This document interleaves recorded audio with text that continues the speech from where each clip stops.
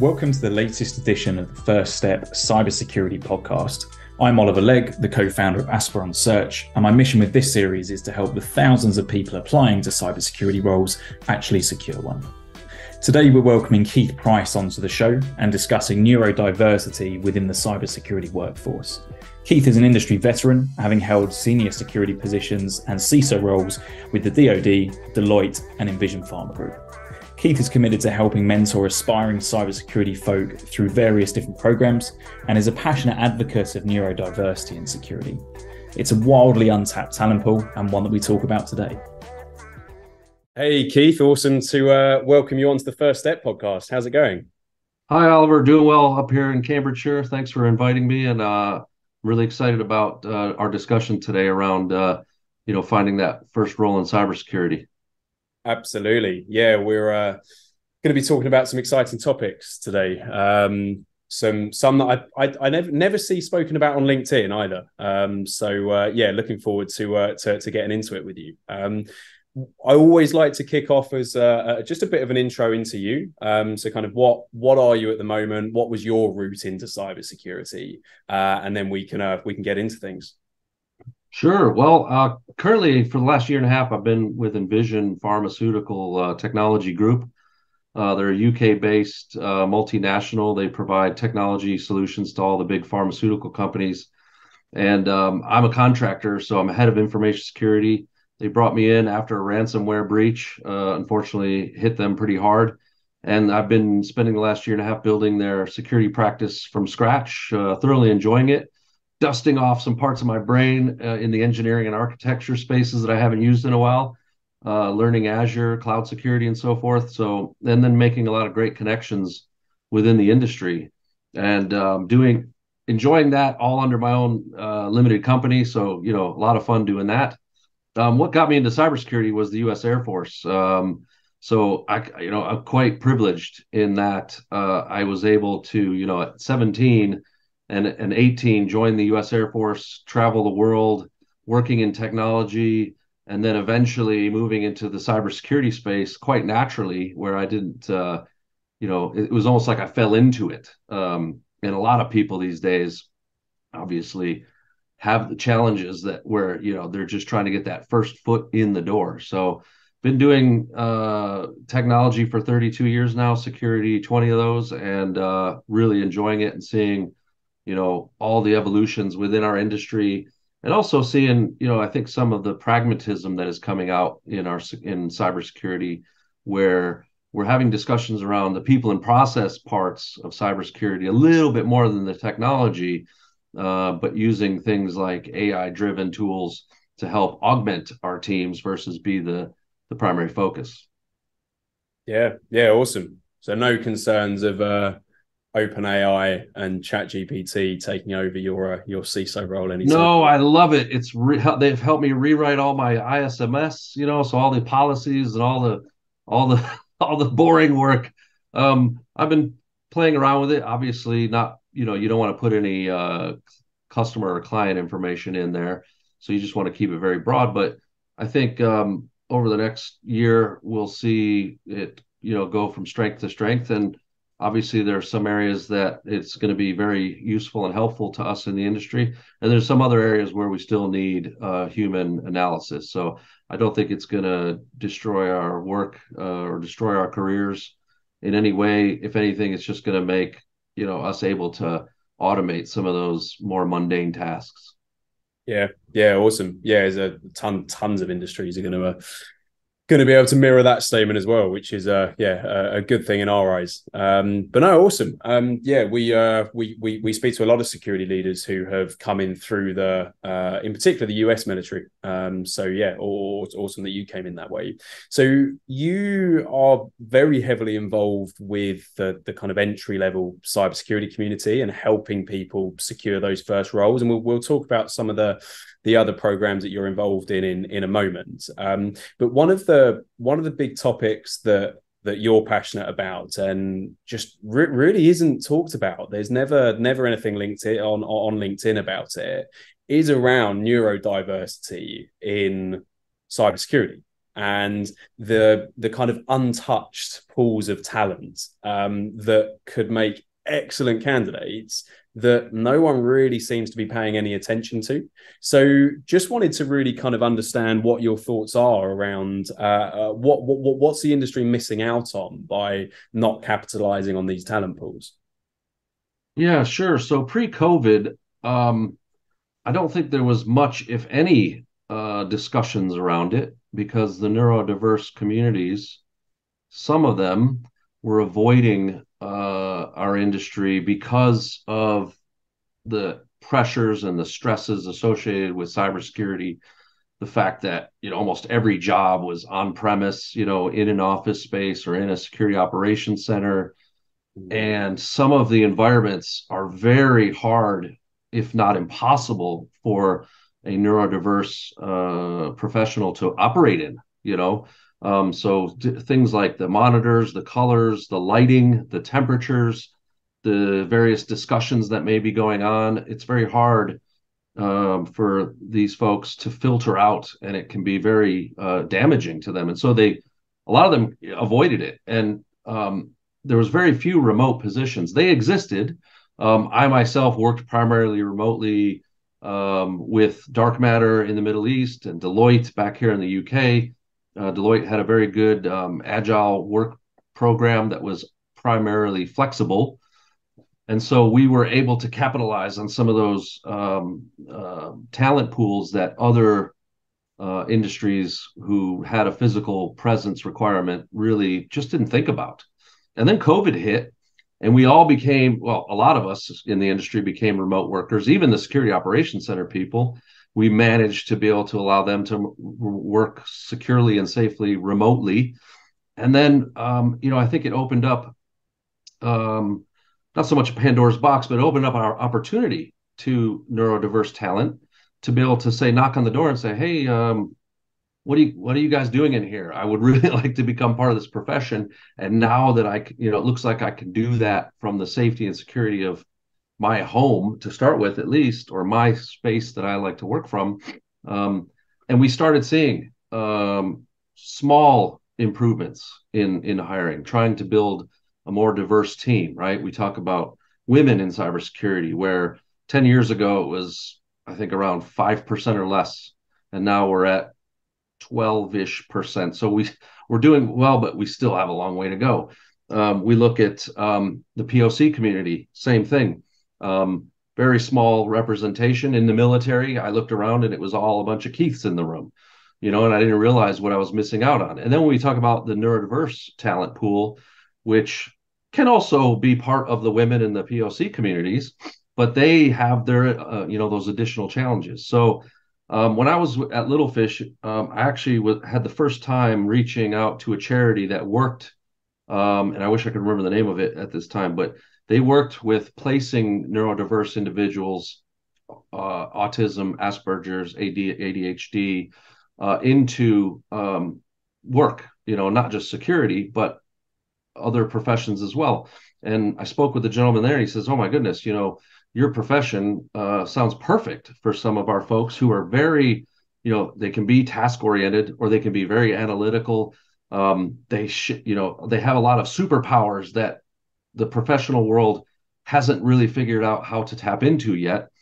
And I think we're still very young because, COVID was a couple years ago, and that's really when we saw this massive change. So, it's still difficult for them. My last, some of the cohorts in Caps Lock, a lot of the students are dealing with these neurodiverse challenges, and not just themselves, but also they may have responsibilities for other family members who are also having these challenges. So they require a flexible working condition, not just where they can work from, but when they can work and what work are they expected to do in the deliverables. So it's very young, early conversations, and like you said, you don't see much of it on LinkedIn, but I am seeing people on LinkedIn that are starting to have these conversations. A lot of these folks are undiagnosed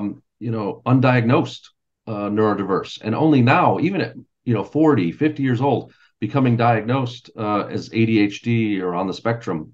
And so they're starting to realize, hey, I've dealt with this my whole adult life and didn't realize. I thought it was just something that I had to deal with, and it's, there's a diagnosis behind it now, and it makes sense. So yeah, very early days, but I think, we're in a perfect position, especially in our industry, where we can start looking at bringing neurodiverse talent, especially junior talent, new cybersecurity professionals into our industry. Yeah, awesome. And yeah, I can completely agree that COVID and lockdown and the force into remote working is definitely a good thing for this topic, for sure.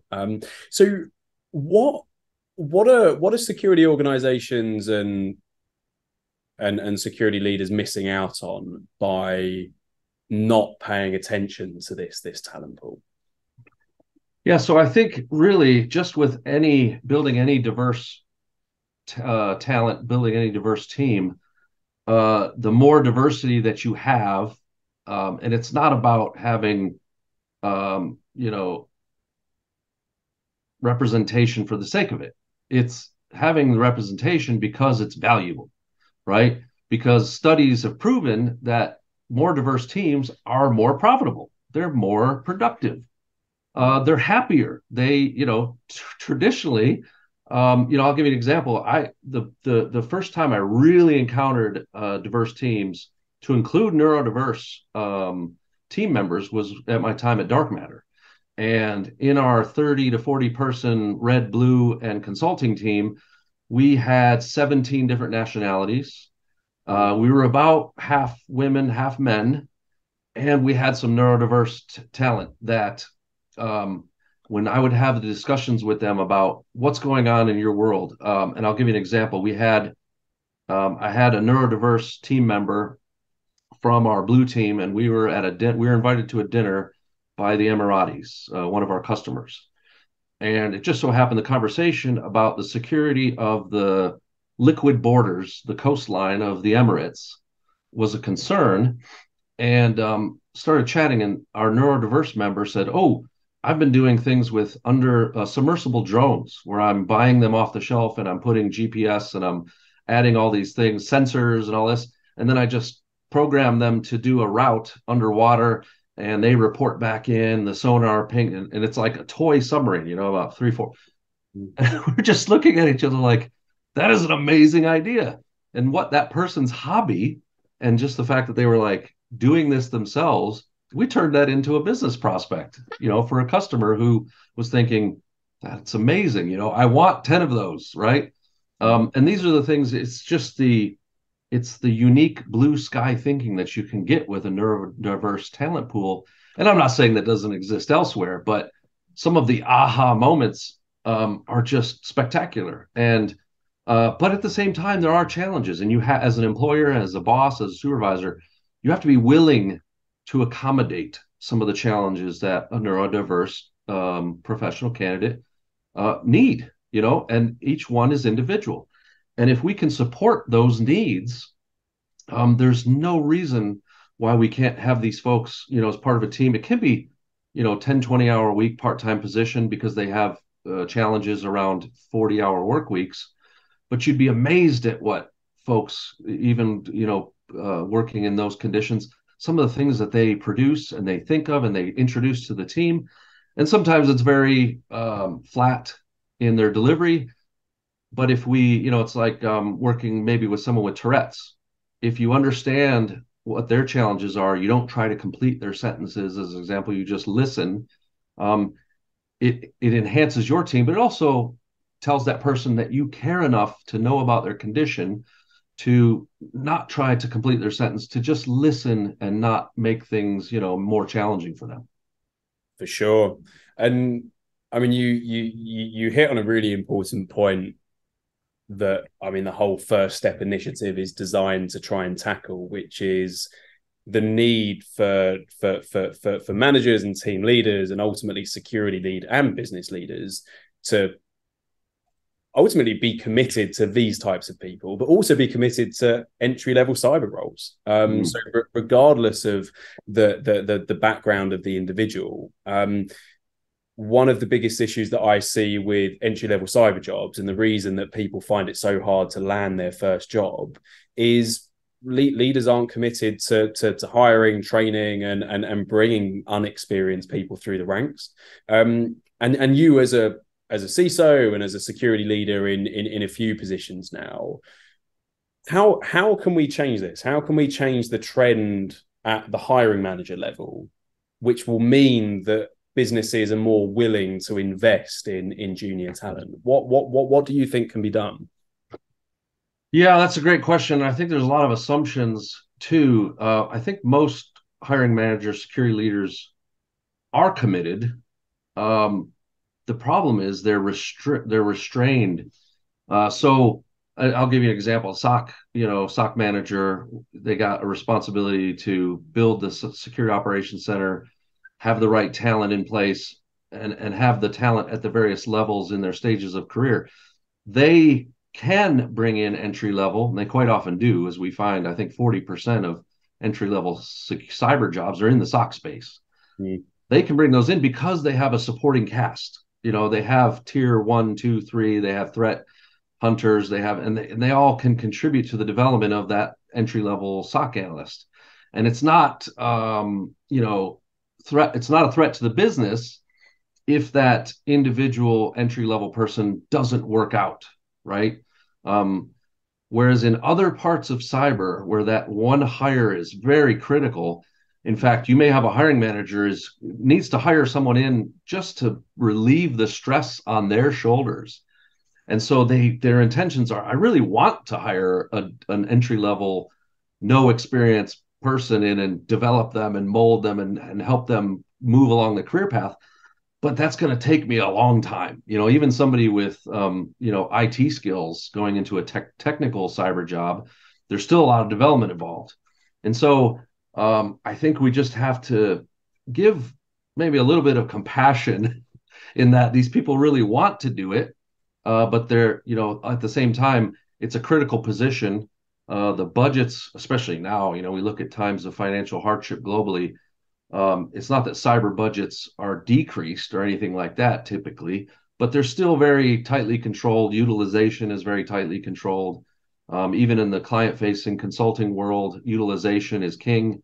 So I think the key is being honest with entry-level cyber candidates and not saying to them, if you get all these certifications and you get a degree and you do, your top 0.5% of hack the box and all that, you're guaranteed a job, because it's not being honest with them. It's a very hard field. Most people say cyber's not entry level, and I kind of agree with that in the more technical fields, but there are areas of cyber, and I'm probably going to get, slayed for saying that there are non-technical cyber fields, but this is just my personal view.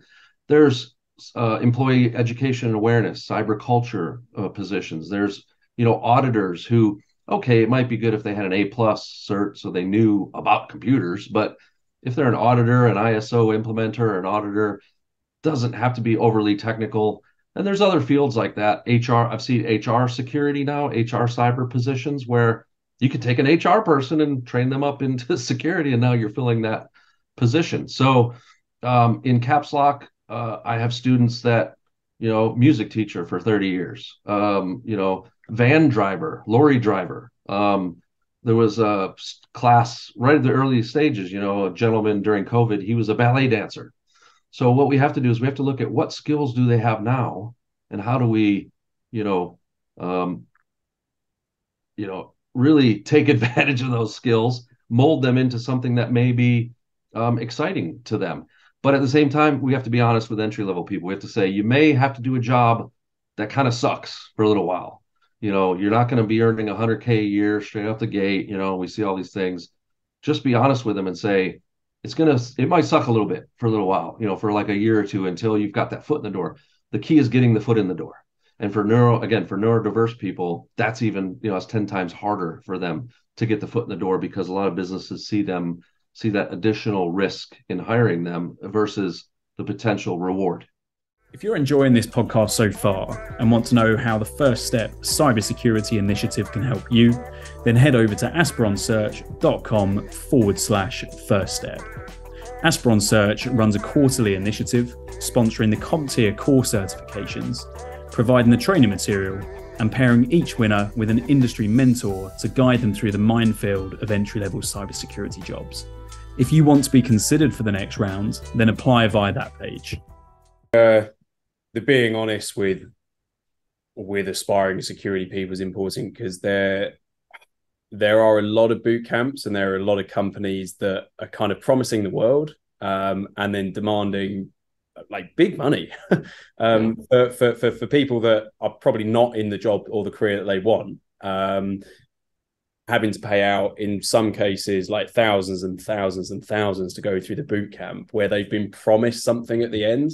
That can be difficult. I think even coming back to lockdown and COVID, I think the UK government was doing something similar with some like in info ads about, oh, have you thought about retraining in cyber, and then promising salaries of 75,000 plus, which is doable, but not when you're an entry level SOC analyst. So talk a bit about Capslock, because Capslock's one of the much better boot camps. Their pricing structure, but then the way they actually look to help people at the other end is much better than a lot of the verging on scam boot camps out there. Yeah, I mean, I've been a mentor just for the last two cohorts. I was approached. I wish I'd joined Capslock years ago when they first approached me to join up. I just didn't have the bandwidth at the time, but they're an amazing Jonathan, Lorna, Andrea, the leaders over at Capslock. They're just an amazing group of people. And I'll tell you what really actually attracts me the most to Capslock is that they're very honest about what their program will enable their students to achieve.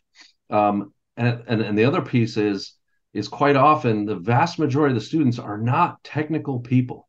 They're not IT people. So they take because it's very competitive just to get in the door at Capslock. I'm not sure the stats, but the students that I've worked with in the last two cohorts, like I said, I've had a music teacher, I've had a PhD student psychology PhD. We've had plenty of neurodiverse people who've worked in a lot of industries, retail. They've worked in finance and all this other logistics. There was a gentleman from another class. He's mid 40s. He was a logistics manager for one of the big trucking firms. His job went away during COVID, and so he retrained under Capslock. It's a very dynamic. There's a lot of people like myself volunteering to not just help students understand the material or answer a question, but also to network, right? So one of my recruiter friends this week posted a job, entry-level position. In fact, we don't want anybody that knows too much. We want somebody who's like a tabula rasa, blank slate. And I said, I know a couple people. And I went into my class Slack and I said, hey guys, here's this job announcement. Reach out to John. If you're interested, this sounds like something, good, opportunity. And that's the beauty of Capslock too, is because we have so many people within the industry that work in different roles. And so you can say, Keith, can you come talk to my cohort? We're covering GRC, okay, yeah, it's the boring side. It's the most boring part of Capslock, but some people like it, or AppSec guy, can you come in and talk? And and it builds a community. And then after the class, the community is still there, right? So again, that's what attracts me is to programs that are helping people who really, in my view, need it the most. And it's hard mode for Capslock, because Capslock could go and say, we're going to take all these IT people, and that would be so easy for them to train those people up. But the success of bringing people who, come from unrelated industries and turn them into successful InfoSec and cybersecurity professionals, I think that's the risk that Capslock has taken. They've overcome it. And now working with you folks as well in your program, I see the same type of situation, right? We get we do it the smart way. We do certifications and the knowledge, but also working with mentors, recruiters in the industry who can really give that new recruit, that new candidate, entry-level person, the honesty that they need to try and get that foot in the door. Yeah.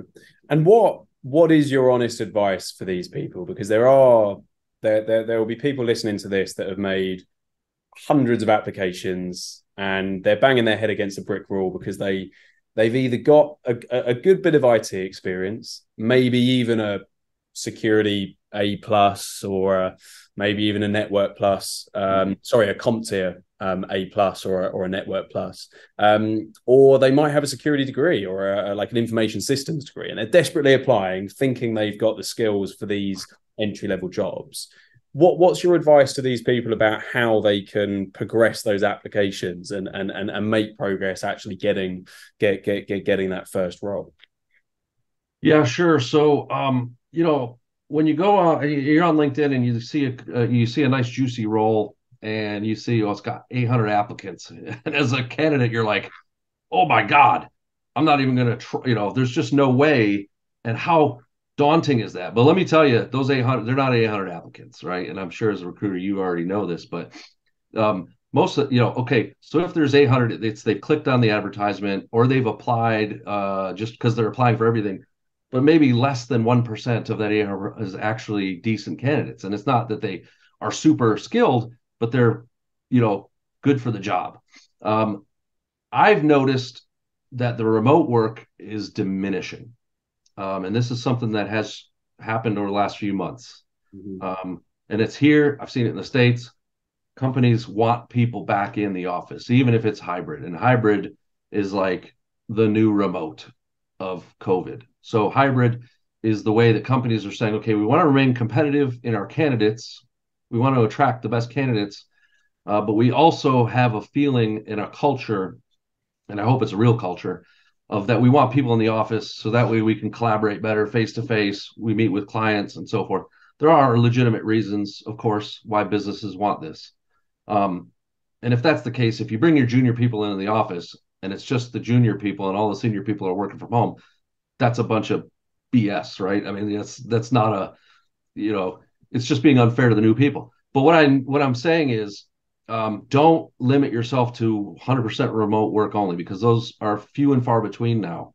They do exist, but what you have to say is, if you indicate remote only or preferred remote or whatever, a lot of places now are just like, it doesn't matter how good you are, they're not wanting to deal with that. And I'm a remote proponent, so I'm not saying this and that I agree with return to the office. I'm just being honest here. And so, in the first interview, they may ask you, do you prefer remote? Do you prefer hybrid? And if you know that they're looking for a hybrid person, don't say remote, because they'll probably put you to the side of the candidate pool. Salary expectations, we should be open and honest with candidates about salary limits or ranges. But see, that's where a mentor or a good recruiter can come in and say to the candidate, realistically in leads, this is the, entry-level SOC analyst salary. Don't, if you're asking for 35, 40K, that's not realistic, So again, to say to the candidates, you have to have realistic expectations. And then also your CV should be tailored to the job role. You should look for those keywords. ChatGPT is actually a good tool for aligning a CV with a job role, and it's still being honest, because it's taking your CV and just really putting in some of those keywords or those key verbs, power verbs, as we call them. And it's just, when somebody looks, if you don't go through an ATS, right? So the ATS, it's got, if a company is getting hundreds and hundreds, they're probably going to use an ATS. If you make it past that, then you got to think of the human eyes that are looking at it. And they're going to be 30 seconds is probably all you're going to get of human eyes on. So you have to give them that info at the top, right? So I think there's a lot of strategies, right? So what I would say is, and then networking, right? You apply for a job, and if your mentor knows, like in the case of what happened, I reached out to my recruiter friend and said, hey, you're probably going to get some applicants from these 3 people that I mentor in Caps Lock. I vouch for all 3 of them, and why here's why I vouch for these individuals of why I think they'd be good candidates. That's going to get you probably an interview at least, right? Yeah. And then you can, maybe you have a mentor that can help you practice interviewing. Maybe if you're neurodiverse, interviewing is a huge challenge for you. Let the hiring manager know, because there's laws that are there to protect you. They will make accommodations. If you let them know that you require accommodations, they'll do it. And I understand a lot of neurodiverse people are probably like, then I'm advertising that I'm neurodiverse, and is that going to count against me? And if it counts against you, you don't want to work at that place anyways, right? You want to work somewhere that treats neurodiverse people with respect. And that's from the very first interview, the very first application. Yeah, there's a lot that puts a huge number of people really out of their comfort zone when interviewing and when applying. Even more so if they need a job, then it can be more uncomfortable because there's the pressure there. So yeah, it's not easy. But no, some really, really good advice there, Keith. And looking forward to kind of having you as a part of our first mentor cohort, which will be kicking off it will have been kicked off by the time we actually go live on this podcast. Outstanding. So I'll put a link to your LinkedIn and any other links in the show notes. But how can people connect and follow you? Yeah, so I mean, I'll be up front here. I'm sort of a sarcastic CISO. A lot of my content is not specific to security. I don't tend to discuss a lot of the for me it's like high level, but also I'm more about labor rights. I'm more about, getting candidates the honesty that they need to get into the profession. So for me, I'm happy to connect with anybody, but I wouldn't say my content is very vanilla. Like I offend people sometimes. So I'm going to apologize now. If you look at my LinkedIn content and it offends you, I apologize. But I try not to be mean. I make every attempt to support as many people out there as possible, and I'm happy to do things to help people. But I would just honestly say that I'm not a typical. I am just very sarcastic, kind of a smart ass. But some people like that, a little bit of sarcasm on LinkedIn. I'm a fan of LinkedIn. I'm a fan of LinkedIn lunatics on Reddit. A big user of that, and looking at all the insane people who are on Reddit or LinkedIn through that. So happy to connect with anybody and give advice. But yeah, I'm a bit, I'm a fan, or I'm a supporter of workers. I'm a supporter of strikes, where people want fair pay to survive, to pay their bills and things. So a lot of my content is actually around that and how it involves the cybersecurity profession. For sure. Yeah, my co-founder Joe will definitely second your sarcasm. He often minds, he's like, "Oh, Keith slating me on my post again," and I tell him to stop taking it so personally. But he'll laugh when he hears this bit. Excellent. Yeah, it's never personal. I got a lot of love for everybody. If I wasn't in the military, I would have been a hippie traveling the world in a Volkswagen. Singing Kumbaya around the campfire. So I just did it with a uniform and carrying an M16 and getting paid for it. Yeah. Awesome. Well, no, fantastic to have you on the podcast, Keith, and thanks, Oliver. Looking forward to progress in the first step. Thanks, Oliver. Yeah, and I think thank you for inviting me. This topic around neurodiversity and getting your foot in the door in the profession. It's something, there's just can't cover it all in one podcast. And so you've given me, food for thought in ways that I can actually, I think, go out and deliver more of this type of useful and hopefully helpful content on LinkedIn. I'm not a Twitter, I'm not a, Facebook or anything like that. LinkedIn is where I sit. And, again, thank you for hosting this and really, giving my brain some additional food for thought around the subject. So appreciate it, Oliver. Absolute pleasure. No, awesome. Thanks, Keith. Well,